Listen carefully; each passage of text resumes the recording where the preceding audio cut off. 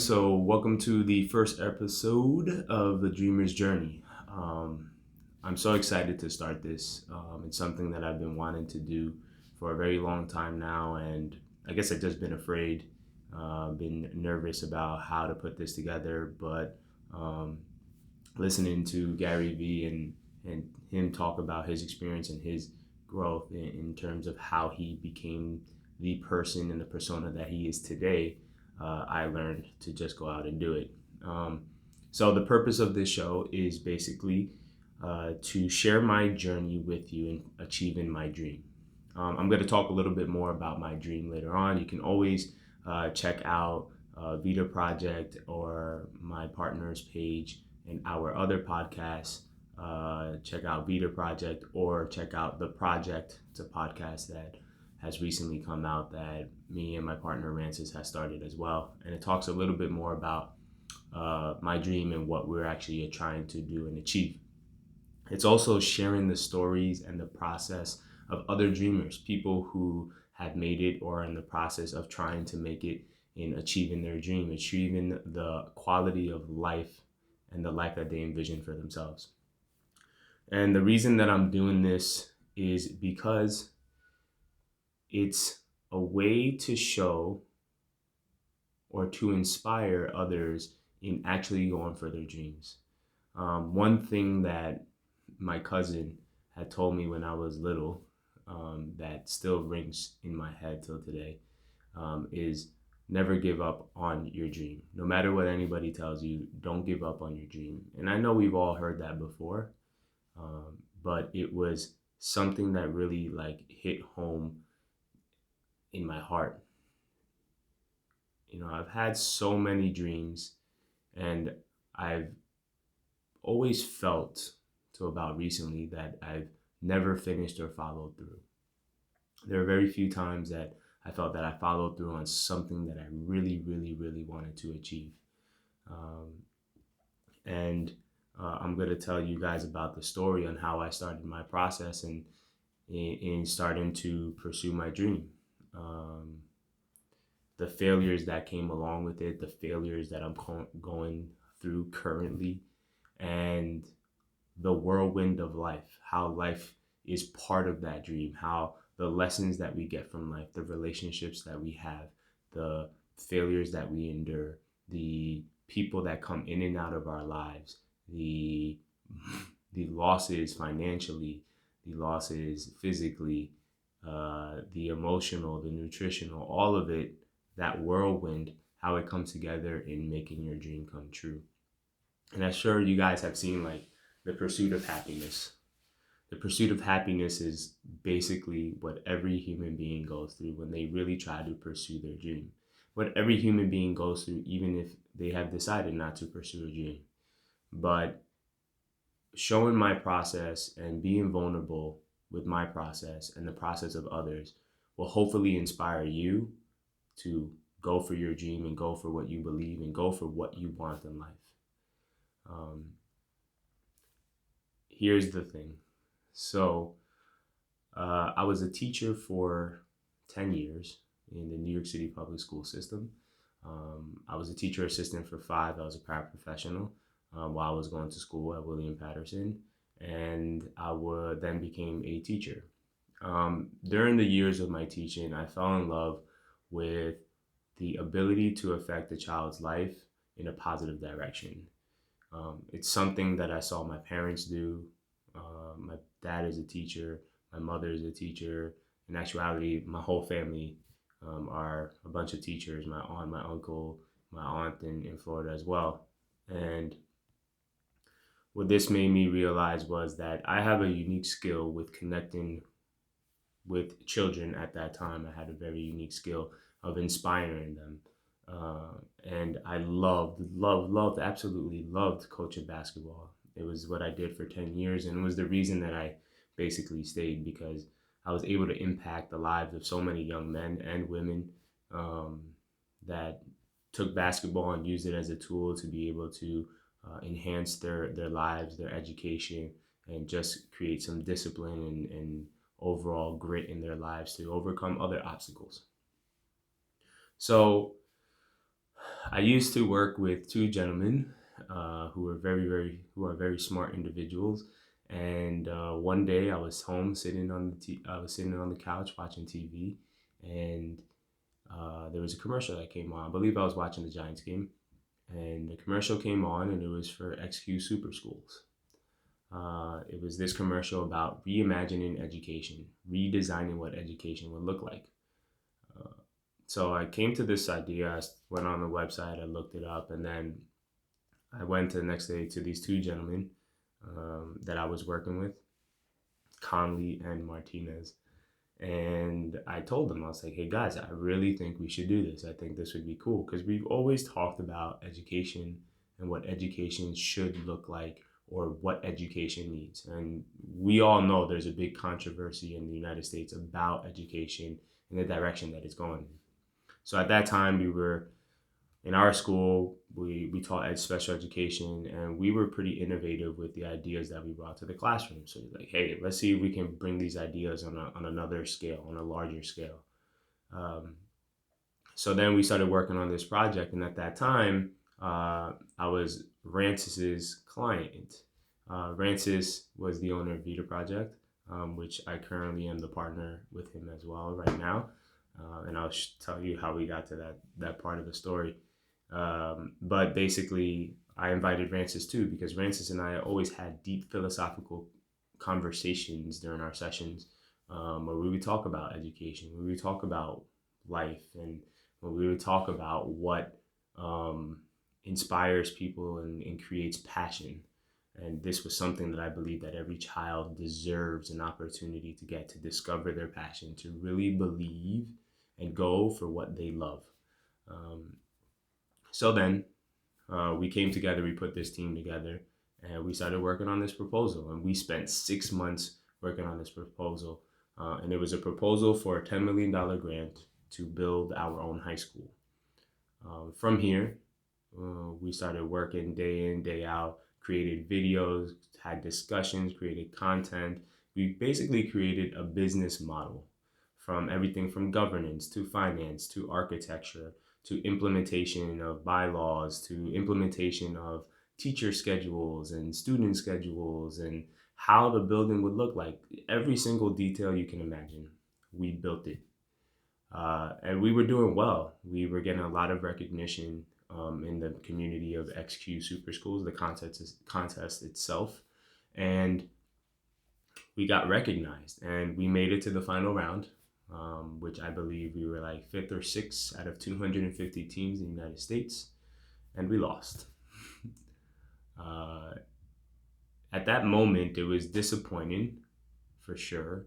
I think Conley and Martinez were a little bit more disappointed than me and Rancis were, just because our expectations of what was going to happen were a little bit different.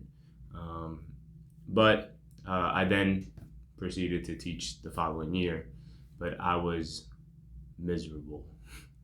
I was very, very miserable, and I decided that year that I was no longer going to be miserable. And I was miserable for many different reasons. I was miserable because I just lost the motivation and drive for coaching. I lost the opportunity for growth, or what I thought was growth, in that school. I felt stagnant. I felt that I plateaued. So when the year was finished, 2017, the 2017 school year, I decided that I was going to leave. So that summer, I decided to leave, and I went to get a personal training certification, and I decided to join Rancis on this venture. And I had no idea what I was fucking doing.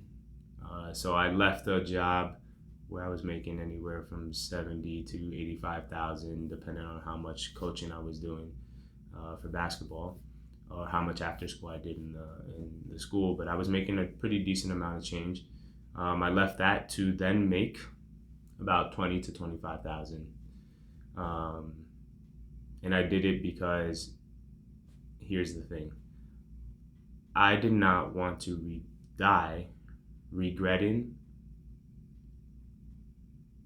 if I ever had an opportunity or if I ever tried to go for what I believed in. I left the school and I left teaching, the teaching career, to pursue and build in that school that my team and I had put a proposal for. It was called Life Academy, and it's something unique, it's something different, it's something that I believe in. It's something that I had conversations with many, many people about, including experts in education, other fellow teachers, and it's something that I truly believe can make an impact and a difference in the United States and in the world. And people look at me like I'm fucking crazy, like I'm psycho. Even now, sometimes people look at me like I'm not really sure what I'm doing. And all I know right now is that I'm going for that dream. So I decided to partner up with Rancis and Vita Project. A lot of the concepts that came out for the school derived from Vita Project. So my thought process was, I'm going to build Vita Project. I'm going to scale this business with Rancis. And from here, we're going to take these concepts and then replicate it for the youth, which will then build up to be a school. When I first started with him, I had no idea what I was doing because now my income was completely dependent on making sales. I never had sales experience before. I was actually nervous. I was more shy. I'm still a little shy, but I'm not. I was really, really shy. I had trouble communicating to people. I had trouble regulating my emotions. I was scared of a bunch of stuff. And it was just something that it was unknown. And I think when people think about their dreams, they fantasize about their dreams and but we never think about the unknown, because the question that stops us from going to the unknown is how. And we think about all these different possibilities that, how am I going to make this? How am I going to do this? How am I going to make enough money? And the true answer is you never really know. And what I think I learned from that experience right there, just getting off the starting blocks, is that loving the unknown is what it takes to be able to pursue that dream. The fact that I knew I was going to go into this venture and I was looking for something of an unknown.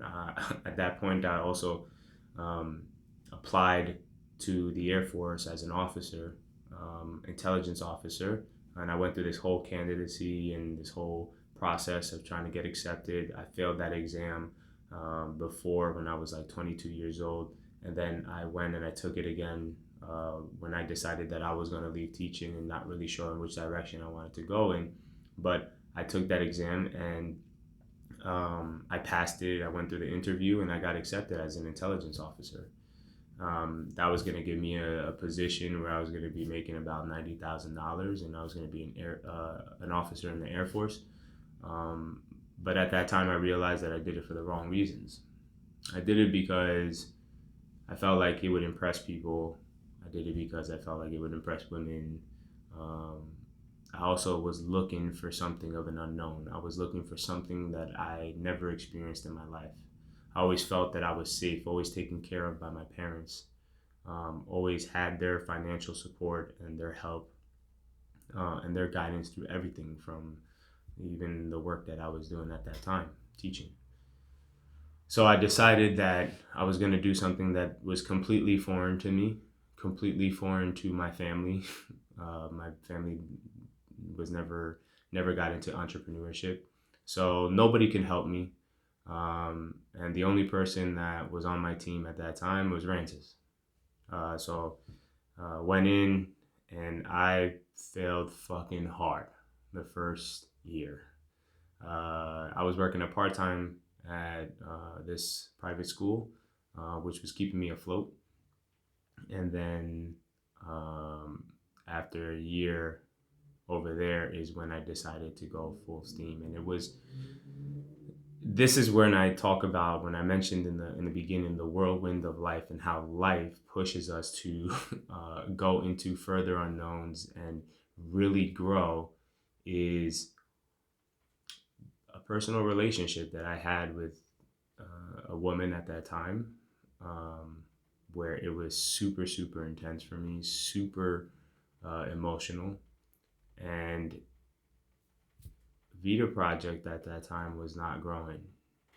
We weren't even really sure what we were talking about. We had just, Rancis had this company for uh, over 10 years. And,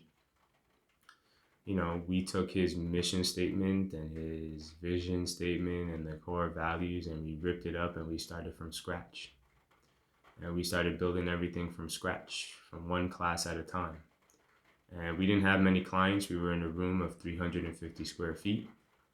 And I was there trying to balance and learn how to make sales, how to scale a business, how to do the operations, customer service, speaking to clients, getting over my fear of public speaking, getting over my fear of trying to make a sale, getting over my fear of becoming a coach with adults.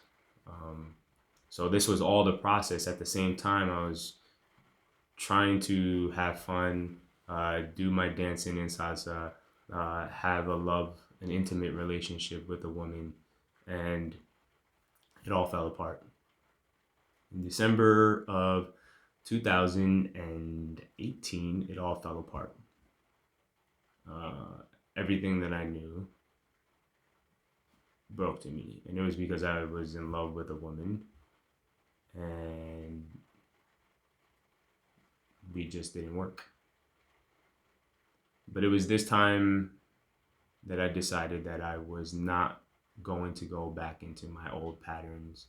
I was going to learn from this experience and that I didn't want to go through this again. I didn't want my emotions or my reactions to really stunt my growth. So in January of 2019, I decided that I was going to let myself feel all this fucking pain. And I was there, I remember New Year's Eve. I was alone in my apartment crying about this woman that had left. And I decided to go out to the cliffs up by Alpine before New Year's, before midnight. And I sat there outside in the cold by myself, looking at New York City, the skyline from the Palisades Parkway. That's where it was. And I sat there for about 2 hours just thinking of what I wanted in life and how everything controlled me before, how people's perceptions controlled me before, how my own judgment of myself controlled me before, what my parents thought about me, and what this woman thought about me. And from that day forward, it was very, very difficult to do it, and it took a lot of little steps, but I decided that I was going to change my life and I was going to learn from this. So from there, I started reading books, and I was a person that never really read books. I started watching videos on relationships and personal growth. I started looking for ways to control my emotions. I continued to see my therapist that helped me through so much. And everything that I started to learn about myself and growing, we started to implement in the Vita Project. And over the next 6 months, Rancis and I increased our revenue by double. And we were able to get out of that 340 square foot space into our current space, which is 1,800 square foot space. And so far, what I can say is that the process and the journey of trying to achieve this dream of building a school, of building a company that helps people transform their lives, it's been an amazing one. It's been a fucking hard one so far, and it's still very hard, and it's going to get harder. But it's been something that I love. It's been something that I enjoyed, and I enjoy currently to still try and pursue. I really feel and I really fell in love with knowing the unknown. It scares the hell out of me, but the unknown is something that I try to push myself into every single time that I have this moment. And sometimes I fail at it and sometimes I succeed.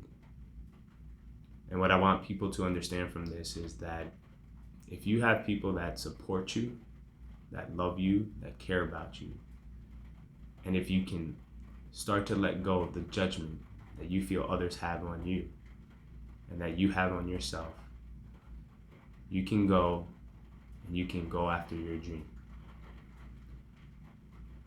And I think that even the attempt, even if you fail, even if you don't make it, the experience, the lessons of life that you're going to learn, the overcoming of fear that you're going to achieve, you're going to see that you are so much capable of more than you think. And that to me is the most rewarding feeling. I'm not successful yet in the terms of what society calls successful. I don't have money. I'm still broke. I'm still trying to achieve what I'm doing. I'm in debt. I probably won't have a place to live in the next few months. So, to me, it's very, very difficult. And it's scary when I say this kind of stuff to most people. But what they don't understand is that I believe in my dream so much that I'm not worried about any of those things. Yeah, it stresses me out sometimes. Yeah, it can be scary when you don't have food to eat or you might not have a place to live. But the beautiful thing is that since there's so many unknowns and there are no expectations, and I enjoy this process so much, means that there's so many solutions and there's so many ways to make my life happen the way I want it to. So this is going to conclude episode 1. It was probably a little bit all over the place, but I hope that you enjoyed the story, and stay tuned for the next episode, A Dreamer's Journey. Peace.